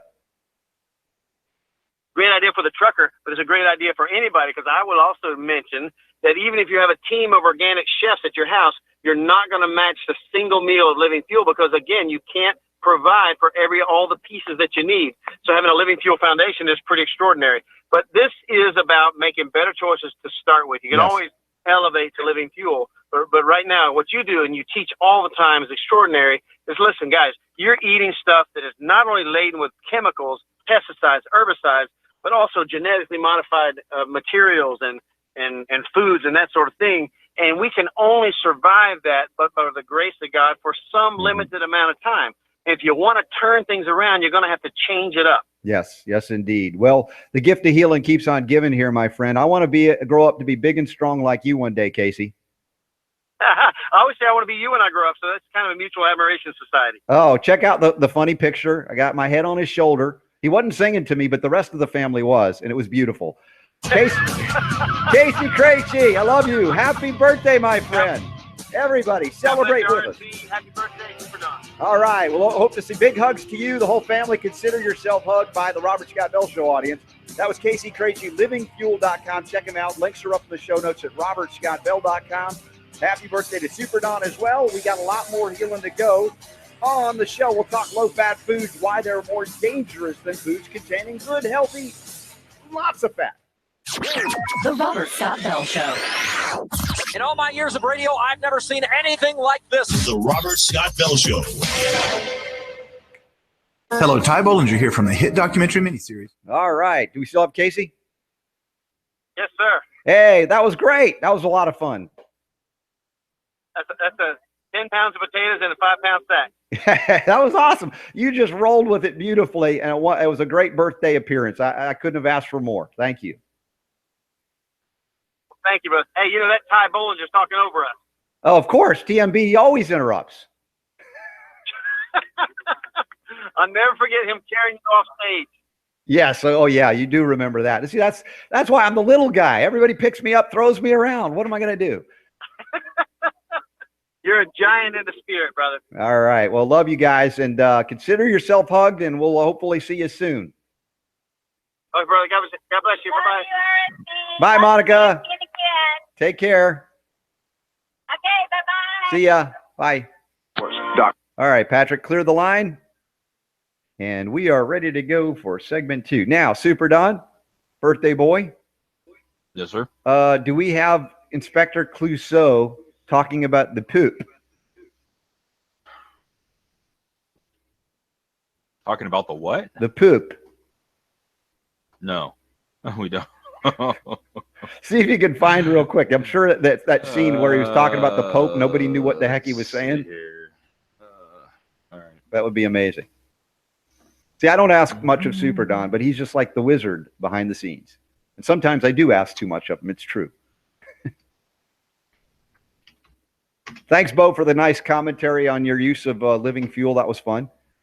And Shane, no spoilers. I do not. I will ban you from YouTube because Super Don hasn't seen it, and we cannot spoil it for him. Any bit of that Star Wars movie. So don't read anything. Don't scroll back up to see anything. Super Don in the chat room. Yes. Only move forward.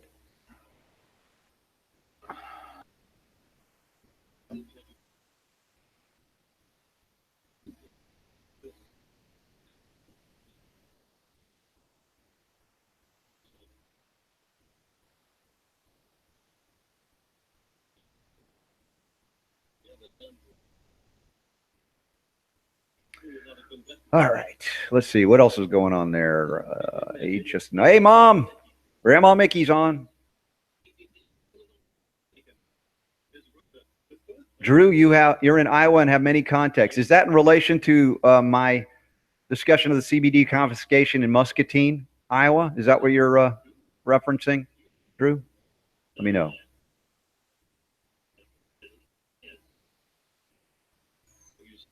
Or just in a general sense, you are putting the word out, which I appreciate.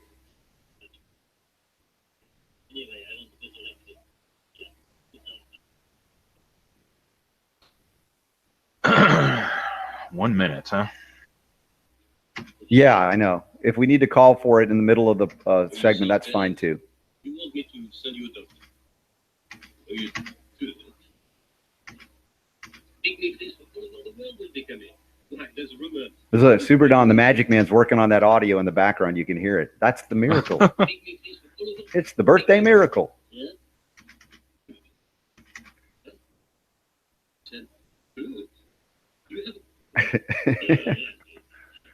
It's a classic. It's almost like to the level of, do you have a room?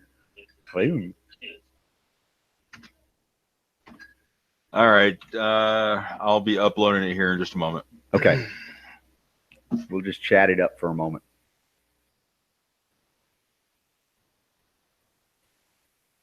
Crank it up.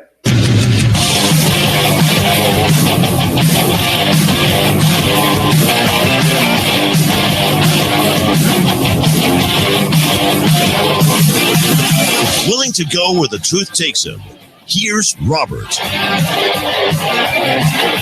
I think it'd be fair to say this is a show unlike any other show, not just because this is the only Robert Scott Bell show there is, but the kind of topics we cover and the way we cover them. And it's been fun today, Super Don, not only because it's your birthday celebration and Casey Craichy's, but, interesting mix of stories that we always have. And some of them were topical and socio-political. We talked about the banning of words today, which is always a fun, interesting topic. And then back into the health and healing realms. So we're bouncing in and out of that today, I think, in a real balanced way, which we shouldn't be. We should be partying so hard because, some great birthdays today. We shouldn't be balanced at all. But you're like your trip to the movie theater. Are you going to one of those that you have the reclining seats now because they're all like electronic and everything, or old-fashioned sit up? No, haven't quite gotten to that level of luxury in the little town of Klamath Falls. So, but they did. You know what? I was surprised they do have it here in 3D. Although I'm not going to do the 3D. I did that last time. I did. I don't like 3D personally. I like the old-fashioned. Look, you know what? It was fun. I mean, I enjoyed it. It was kind of neat. The Millennial Falcon flying up your nostril was kind of an interesting effect. Yeah. But I kind, you know what? It's kind of gimmicky to me. I know a lot of people just love it. But for me, I enjoy just watching the movie and just seeing it in the normal format like I'm used to. Mm-hmm. I agree. And we were talking a little bit about the Star Wars movies as well. It'll be a fun gift. We actually, we're still we're not in a major city. We're actually in the outskirts. So the little theater we went to, although it's been pretty advanced, where you push a button and you go into full recline mode. And it's not good for me because I'll usually be passed out and sleeping. I know the person that used to, I've heard talk about that many times is our buddy Chris Barr, that he goes to. There's a movie theater out there where he is, and it's like, lazy boys with drinks and a bar and, and all this kind of stuff. Like it's, I've never even heard of anything like that. Yeah, I'd probably fall asleep if I was like reclined that much. No, that's the point. I would normally. Now, thankfully, I went midday, and a family of 4, we went for like $27. Think about that. That's not. If you're in a big city, I think a family of 4 would be like $50 to $60. I don't know how much. It's like at least $10 a seat. Right. So we did really well, and I like living in rural areas. There are some cost-benefit ratios when you're not in the heart of a big city. Anyway, let's talk some more media stuff, and this time we're going to go to the Pope. Dignitaries from all over the world will be coming. Why, there's a rumor the Pope might even show up. Yeah? Pope? What? You said Pope? Do you have a code? Yes. I have the code in the chest. The Pope? Well, the Pope has shown up when it comes to commentary on media, and that was Inspector Clouseau to give us a nice light intro of it. Apparently, Pope says media sins by dredging up sensationalizing old news. Now, I listen, I'm not Catholic, and I'm not meaning to denigrate anybody who is, but this guy sometimes goes way outside the bounds of commentary, and I support his freedom to do so. That's not the argument. But how do you, if you're bringing up old news, to me, that's not a sin. That's a teaching moment, right? I want to learn from the past. I think that's important. But he was in an audience with Ecuador's President Lenin Moreno at the Vatican yesterday, in fact. And he's criticizing journalists who dredge up old scandals, sensationalize the news, saying it's a very serious sin. And he even used the term fake news. Well, this is interesting. I mean, I'm not Catholic either, but the Pope is a very prominent figure, and he's kind of a mixed bag, in some of the stuff that he's come out with, that he's talked about. In this particular case, you can't help but agree with the guy, because he's saying that what he's calling a sin of communication, and this is giving out disinformation, giving just one side. Having a bias and stuff like that. So I mean, good on the Pope for pointing that out. It's nothing new. Mm-hmm. I don't expect that the media is suddenly going to go, oh, we're going to stop being biased and giving one-sided disinformation because the Pope said so. I think if they did that, there'd be no media because that's all they do for the most part. But based on how the Pope has looked at Trump and the Trump administration, I think he's trying to call out Donald Trump rather than the mainstream media for having fake news. Could be, but then the Pope is being very short-sighted because in all honesty, this is what the media has become. It's all one-sided disinformation. Although the Pope has shown himself to be a collectivist with communist leanings, and again, if that's what you want, that's fine. But our founding fathers left for us a republican form of government that was constitutional, and I think that maximizes freedom, the freedom to heal, which has been violated all up and down the American government, from local all the way up to the federal level. So we tie that in, but we're bringing that freedom back to you where it belongs. We got a lot more healing, low-fat foods coming up next. You're listening to the Robert Scott Bell Show. The Robert Scott Bell Show. Longtime listeners to the Robert Scott. All right, the poop. We got that All done. right. Now we got low fat. Okay, now I'm sure I've got, and I told you so in here somewhere for that one, don't I? See if I open it. Yeah, it should be. I'm gonna step away for got just a second. I'll be right back. All right. Where's my music? Which subdirectory is the Christmas music you put up there? I'll open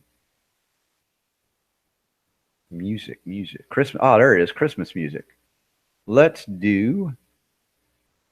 Well, these. All right, we'll just lighten it up. We'll. I saw mommy kissing Santa Claus. All right, we're gonna take a musical break. Be right back. Don't go anywhere. Enjoy. Talk amongst yourselves.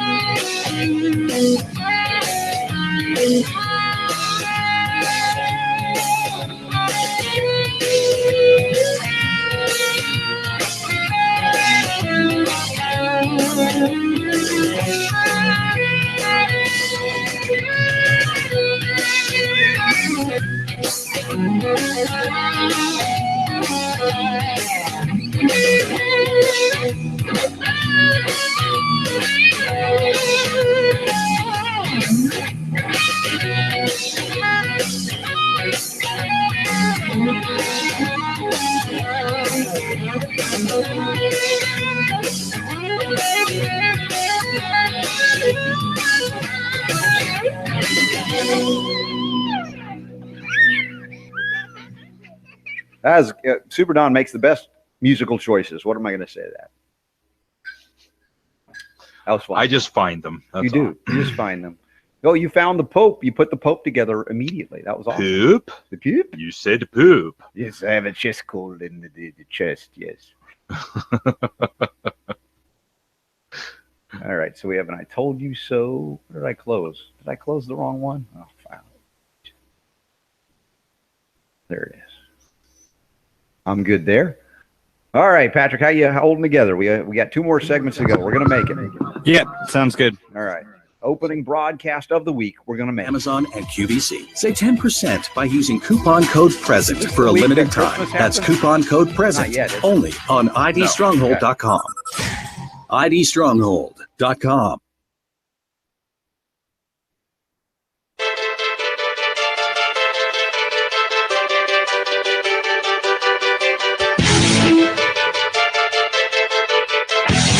The Robert Scott Bell Show. You can follow along by going to robertscottbell.com, and all the links are in the show notes there. Special guest Casey Craichy, birthday boy, Super Don, birthday boy. And I don't know, there's probably a lot more birthdays than we have time to do, like the morning show. And happy birthdays, like who turns 100 today? Well, no, Super Don's not even halfway there. Still a baby. Yeah. Not yet. Not yet. No, you feeling okay? You know, I gotta give Bo, who's on YouTube. He's always on YouTube. He's always right on target with what it is that we're talking about. And he made this comment, and it just sparked a memory. What's that? If you recall, here's Bo's comment. He says the Pope did compare fake news to liking poop a year ago, and I looked at that, and I was like, that's right. Last year. And it was earlier, a little bit earlier in December. Mm-hmm. He compared fake news consumption to eating poop.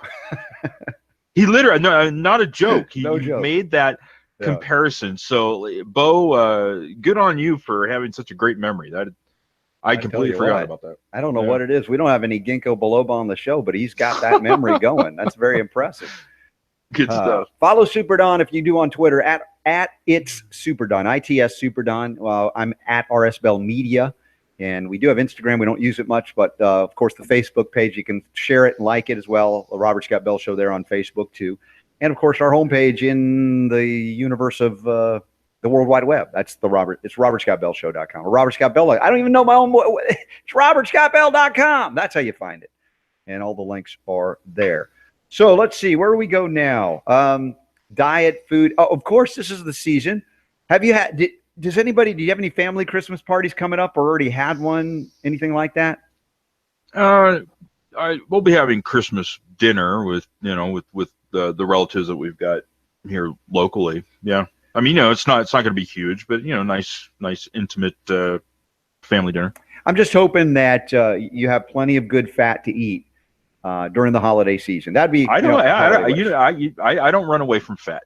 Good. I'm a fan of fat. Yes. Excellent. Well, this is good timing on that because there's more evidence in the scientific journals that the Robert Scott Bell Show has been correct all along. Yeah, well, I don't want to sound like a but I told you so. I told you so. Oh, I told you so. Oh, where is Jerry Doyle? Bring back Jerry. Super Don, do you think this would be like he'd be calling me right now? Oh, Robert, we got to do this story tomorrow on the air, right? Well, yes. This would be one of the ones that he always, for whatever reason, zoomed in on obesity. Mm-hmm. And then there was that one show where the giant, amazing light bulb went on with Jerry when you told him that if you want to lose weight, eat more fat. And he just couldn't believe it. Although I would have to say at this point, mm-hmm. Had you continued to be on every time that there was more evidence of this, probably would have moved past it by now, because I don't need, again, this is one of those situations where it's like, okay, science, hello, we've got 5,000 studies now that have proven this. Why are we still acting amazed by this? Although I will say in this particular study, it takes it a little bit farther. I don't think we've heard before. Yeah, I think so. Now, this headline says low-fat foods can actually make you fatter, damage your liver as badly as booze, according to the study. And this is out of the University of Georgia in Athens. Go Dogs. They're heading for the championship playoff, those of you who watch college football. Researchers at the University of Georgia have found that foods low in fat but high in sugar, like the ones marketed for low-fat diets, actually cause the body to produce more fat, result in, guess what? Liver damage. As if you are heavily drinking alcohol. It's not just low fat is bad for you in a generic sense, or that it makes you fat, which is counterintuitive for those that haven't been listening to this show for years, but it actually damages your liver, as if you're drinking heavy doses of alcohol. Fatty liver, we talked about that. And we should be able to retire this meme that high fat equals fat people. Low fat. And Casey Craichy talked about it too, in terms of metabolism, getting the right stuff into your system. It should be a permanent moment of permanent I told you so. And everybody that's confronted with, for instance, weight loss programs, fat loss programs that in any way, shape, or form promote a product or products that are quote unquote low fat, you should immediately disqualify them in terms of legitimacy and helping anyone to genuinely lose weight per se. Although it shouldn't be about losing weight, it should be about losing toxins. And in that case, when you lose toxins, you tend to lose fat weight, which is actually not as weighty as muscle, right? That's why I say, I want to lose weight. No, not necessarily. I mean, if you build muscle mass, you'll actually gain weight, whether you've lost the fat or not. But if you've lost some fat and you've gained some muscle, you actually might go up on the scales. So it begs the question about the concept of weight loss versus toxic fat loss. And I've said this for many years, the fat is a storage facility, usually for energy, when you consume more energy that you need or that you're burning up metabolically. But unfortunately, it also becomes a storage for toxins when your excretory system is overwhelmed, your liver, your kidneys, your lymphatic system. Your body will adapt depending on the type of body you have, right? Those of you watching on YouTube, you look at me, I'm like a slender kind of guy, right? Wiry. I don't tend to gain weight in terms of retaining fat. Now, that's an adaptation in my body that I don't have. I don't gain fat easily. That could be bad in terms of if I was eating a really toxic diet, because my body would not store it easily in fat cells to protect the vital organs from damage due to those toxins. So people who are tending to be overweight are actually protected, buffered a little bit. But that can only go so far, the adaptation, if you will, until certain breakdowns occur. And then now you're in big trouble because those toxins are going to manifest maybe even in cancer, right? The growth and metastasis of cancer. So fat is a protective mechanism. It's also a storage of energy. But when you're not eating correctly, it stores toxins too. So when we talk about weight loss, we talk about toxin loss. The fat will diminish over time as your body learns it no longer has to retain extra to protect you from the dangerous toxic poisons you've been eating, processed food, additives, preservatives, colorings, flavorings, pesticides, herbicides, fungicides, etc. And now again, another scientific revelation that eating low-fat diets will make you fat. So the thing I said on Jerry Doyle's show, if you want to lose weight, eat more fat, validated once again, Super Don. Thank you very much. Yeah, and I think an important detail on this particular study is that they were looking at foods that were not only low in fat but high in sugar as well. So you've got kind of a double whammy going on there, where you're not getting the good fats that you need, but you're also dealing with a high amount of refined sugar. Well, and that's why the ketogenic diet is beneficial for so many. But I warn you people, who are these people? All of y'all. I warn you that people, if you do a ketogenic diet to force yourself to get energy from fat, which is good by and large, yet you've done nothing to enhance the function of your liver, your kidneys, your spleen, your colon, all of these things that are critical for taking the garbage out, you will relinquish things from those fat cells that could be dangerous to you. And that doesn't mean I don't want you to do that eventually, but I want you to do that in conjunction with promotion of great liver detoxification. Now, we've talked about the Cangest tea. That's a great thing to support liver function as well as a lot of other functions. We talk about increasing selenium and chromium.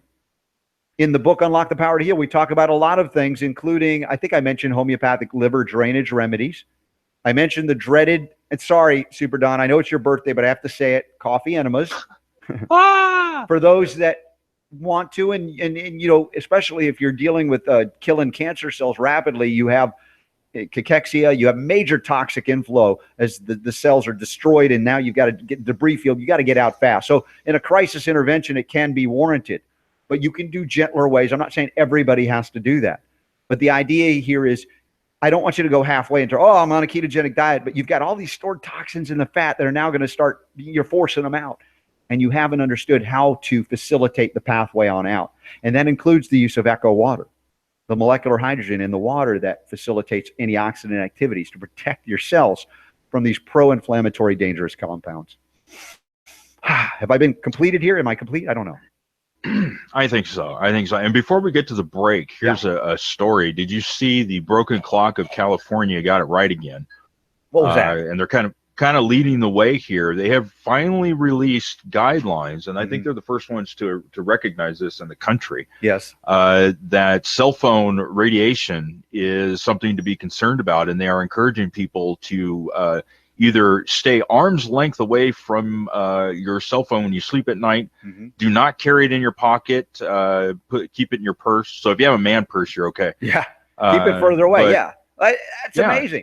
But just a little caveat on this. The California government occasionally, you're right, the broken clock analogy is appropriate, because what have they said about toxic injections to babies, defenseless babies, aka vaccinations? Not only have they not acknowledged the danger to kids, they have actually done the opposite. They have said, moms and dads, you better get those kids shot up, or else we will not let them in school, public or private. So I don't hold a lot of applause. I hold my applause. Let me just say that, because of that very thing. And there are other aspects of this. Again, acknowledge, yes, that is good, Super Don. It is acknowledged to be good that they want you to, I don't know if they're telling you to turn off your routers at night like we are, but I'm telling you, do it, please. But it's the same government that says we have got to get your kids injected with toxic poisons that are on the Prop 65 list, by the way. Mercury, aluminum, different things that are very dangerous to the body. So you'll pardon me for not going crazy in my enthusiasm for California's acknowledged. Little one-handed clap for California. Yeah, one-handed clap. Can't hear it. Okay. Can't hear well, it. Look, it is. It's a mixed bag, and you're right. The what was the SB 277? Yes. Yeah, I mean that was a big deal, but at times they do the right thing as well, because California is one of the states that is leading the way in banning pesticides and things of that nature as well. So I mean, we will honor the good stuff when it comes along. That's right. That's right. And so, folks, if you would, the gift you can give to Super Don on his birthday is to tell everybody about his birthday, but also about the Robert Scott Bell Show. So more of y'all can benefit from this message of health, freedom, and healing liberty. 2 hours a day, 6 days a week, right here on our broadcast home and radio syndication. That's GCN, GCNlive.com. After the show, up as an archive very quickly there, and then on iTunes, Stitcher, TuneIn, UK Health Radio. Hello, my British friends. And, of course, SoundCloud, and now on YouTube when we go live there. Check it out. It's all linked up in the show notes at robertscottbell.com. The question when we come back, are we there yet? Stand by. The Robert Scott Bell Show. In all my years of radio, I've never seen anything like this. The Robert Scott Bell Show. CancerTutor.com. All right, Patrick, one more segment to go. We're going to make it. Super Don, there was one point where I heard massive static. Was that a microphone cable thing? It just kind of went crazy for a moment. Could be. Okay. All right, so what are we left with? We did the low fat. We got the children asking parents. Are we there yet? There we go. 73 questions a day. That's crazy good. All right, anything else? Let's see what's going on YouTube. How's everybody doing there? All right. Synthetic cannabis banned from Sweden and the products they're selling in smoke shops. So Drew's talking about, adulterated CBD products. That is a problem, Drew. I agree. And that's why I got to have some level of third-party validation from these companies You know, I'm not saying CV Sciences is the only one that does it, but they certainly are the ones that have taken it to another level. And I'm still kind of navigating through the details on this. I haven't had a chance to look at the stuff that you sent me this morning, but I want to say that there has got to be a difference, and maybe in Iowa it's not, because in that bill that was passed that that I sent to you last week, I mean, it's very, very restrictive in Iowa, the laws and the language of the bill that they passed there. But I'm wondering if there's a difference, a noticeable difference, legal difference between what they would consider medical cannabis or medical CBD, which I think is what they call it, and hemp CBD as a supplement. I'm thinking that there's got to be a nutritional supplement. There's got to be some kind of legal difference between the two things. I may be wrong, but that's what I'm thinking. Well, I think that here we got the standoff between the federal government and the state government, federal supremacy concepts. Now, I've argued that, as the 10th Amendment says, laws made not in pursuance with the Constitution, of course, are null and void. That's not specific to the 10th Amendment, but in terms of enumerated, granted powers to the feds, you can do certain things that have been given. You've been given that responsibility. But if you go beyond that, like banning a plant, they don't have it, which is why nullification has worked for almost 30 states, right? In the District of Columbia, say, you know what, we want cannabis for our people. Right. So there's a double-edged sword there. What if a state like Iowa says, well, and that's the case, then we are going to ban cannabis and hemp? And maybe they have the authority to do that. I mean, I would argue constitutionally that even on the state level, when you have a Republican form of government, and I don't mean Republicans and Democrats, you got to go back and learn the history here, that to ban a plant is not an appropriate role for government. But, you know, again, you can have that argument on a more local or state level. So right now there is a conflict, though, in terms of dietary supplement laws. Hemp and hemp extracts are 100% legal. They've been sold even throughout prohibition. You could buy hemp protein powders. You could buy hemp clothing, right? Hemp rope, all these things. And CBD is a hemp extract. It's part of it, and it's not technically something that is addicted drug. It's not like it doesn't get you high. So that's the big argument. Don't use the cannabis because it'll make you high. It doesn't do that. So I think that there's a legitimate argument to push back on the state or local government here. And there's more to be had on the story in Iowa. And Shelley, did you give Drew your contact information there in the YouTube chat room? Or do I need to copy it and paste it and drop it in there because I think you're there now in the YouTube chat room, Shelley. So let me know. And Drew's on there chatting, so you guys can go back and forth on stuff if you need to.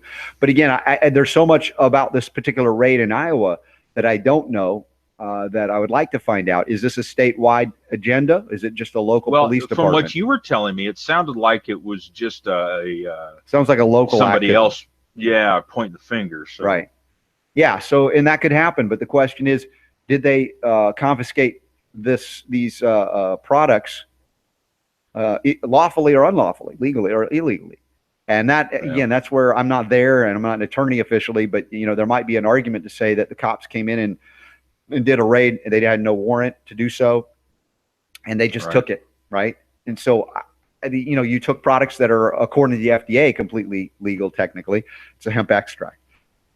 So don't know where it goes. Yeah, we will see how this unfolds.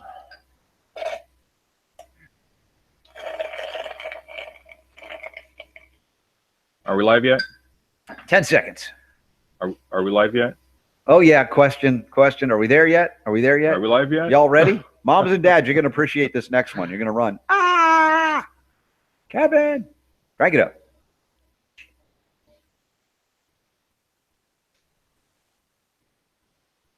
Patrick, don't leave me hanging. Give me some audio.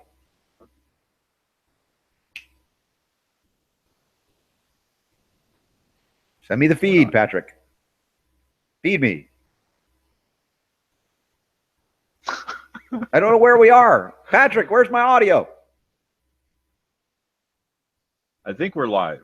All right. I'm just going to pretend we're live. We should be. Let's pretend we're live. Okay. Okay, we're live. We're back. Are we there yet? I guess somebody thought we were already there and we were done with the show. No, we're here. We got one more segment, folks. 2 hours. 2 hours a day, not 1 hour and 50 minutes. All right. Okay. Now we're live. Super Don's birthday. Happy birthday, Super Don. Yes. Thanks again to Casey Craichy for joining us on his birthday as well. Moms and dads out there, I love you. You got to put up with some stuff, don't you? Yeah, we do. But, it's worth it. I believe so. I mean, there are occasionally some parents will go, I'm not so sure, right? But one of the things, if you remember, especially when kids are younger, like, I don't know if they call them the terrible twos, but at a certain point where kids are going to be interacting with you in ways you're like, well, did I sign up for that? And one of the most famous questions, of course, if you're taking a road trip is, are we there yet? And how many times would they? Of course, at a certain point, the kids get wind of how annoyed you are, and they will ask you that just to dig into you, right? Because they have that power suddenly. Oh, I know how to annoy mom and dad. And I would ask you kids, please be loving and compassionate with your parents. They do a lot for you. You don't believe me? You're not sleeping out in the street, are you? Right? Sometimes I'd say to my kids, you know what? You can sleep out in the backyard with no tent if you're going to be that way, right? And then suddenly they realize, oh, maybe I should be a little nicer. But here's the headline. Children ask parents, well, I'm not going to say, how many questions a day on average? How many questions a day? Not only are we there yet. I was surprised. I probably would not have picked this number. It seems kind of high to me. But apparently, I guess, and this was done in the UK, the conclusion they came to after the study was that children ask parents 73 questions a day on average. Wow. Mommy. 73? Now, listen, when I think of children asking questions, and they have a list here, and this is the top 10 questions asked by children. And some of these, I recognize, and these are kind of, they're sort of deep, inquiring questions that you would kind of expect a kid to ask just because it's one of those things that would cross their mind because they don't know. Like, number one, why do people die? That's one of those ones you're like, this is out of England. Well, this is out of England, so you have to ask it with a British accent. Can you do that, Super Don? no, I can't. Mommy. Can you? Mommy, why do people die? Mommy. How about this one? Mommy, where did I come from? Right. Where did I come? These are great questions, and especially the toddlers at a certain point. And I ask these questions. I do remember these questions. Mommy, what is God? They're great questions, but not every mom and dad's comfortable answering them. Not every preacher man, priest, or rabbi is comfortable answering them either. Because I was one of those annoying kids that I went to every religious leader and asked these questions as well. I wasn't satisfied, right? I had to dig and dig until I found out for myself. And I encourage that, whether it be intellectual curiosity, spiritual curiosity, we like that. But sometimes mom and dad get exhausted. 73 questions. That's you've exceeded your limit, right? What is the limit? I like it that they're engaged in asking questions, and it's fun. And I would engage with them in funny ways because I would give them answers that would make their eyes go squirrely. Do you ever play with the kids like that? Of course. Of course. We're bad that way, but Of course I did. I can't think of an example. I'm sure there's a good one. No. Well, yeah, I'm just, again, 73 questions sounds like an awful lot to me. I'm wondering if they include things like, can I go to the bathroom? Or, can I be excused, please? Or, can I go to my friend's house and play? Yeah. But, it's, listen, when kids are growing up, that's where, they're going to ask those questions because they're learning. And the answers aren't precious. Number 5 on the list. What does we can't afford it mean? It means, you know what? I'm going to go right to the spiritual level. It means you don't believe you're worthy. Oh, yeah. Oh, that's a different twist, right? I want you to remember that. I would love that line. We can't afford it. I can't afford it would be eliminated from the human condition. But again, it's an option that you have to believe that. And I mean, it's not about what's in your bank account. It's not. This is a spiritual question. Take it to that level before you get mad at me. Okay. Why can't I stay up as late as you? Why do I have to go to school? Good question, kid. Now get back to school and study when you're there. All right. Get your homework done. Right? Jeez. Stop asking me so many questions. Well, y'all, if you want to ask me questions, that's what we're here for. Submit them. Go to robertscottbell.com.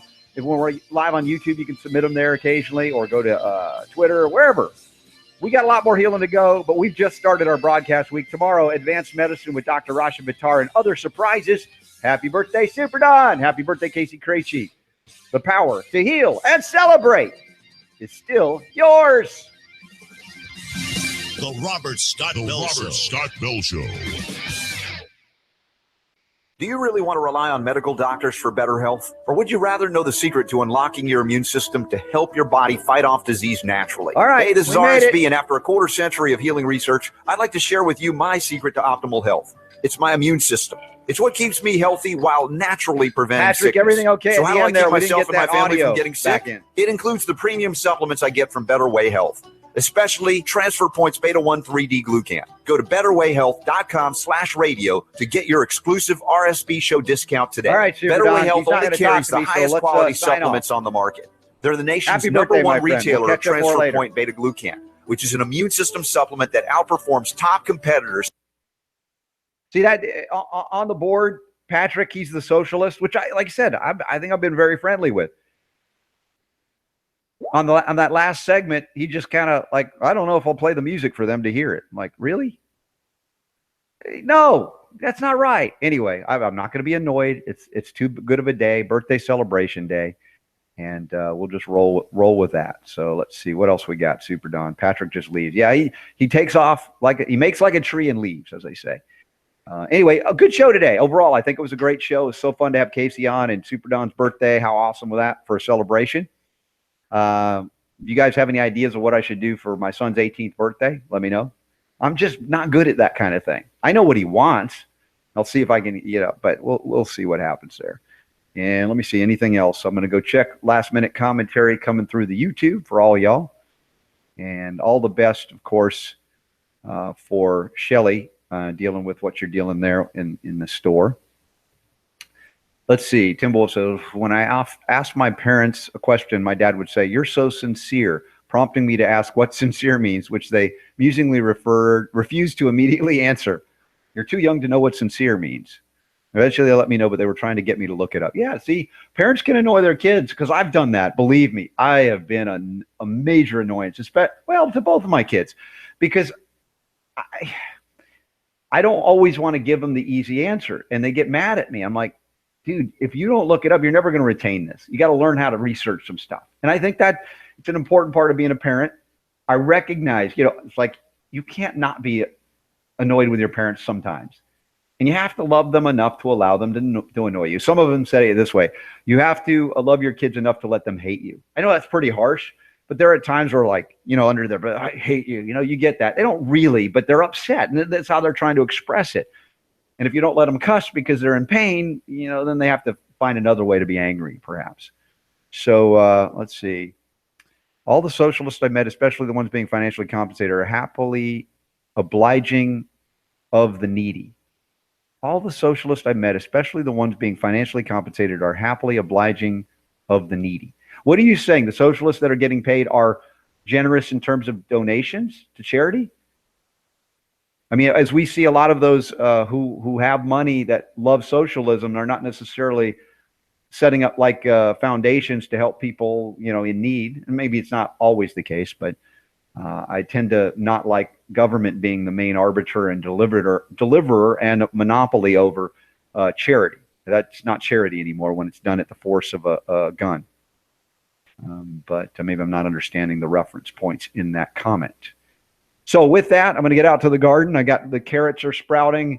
I've got some beets coming up. These are still early. They're very baby at this point.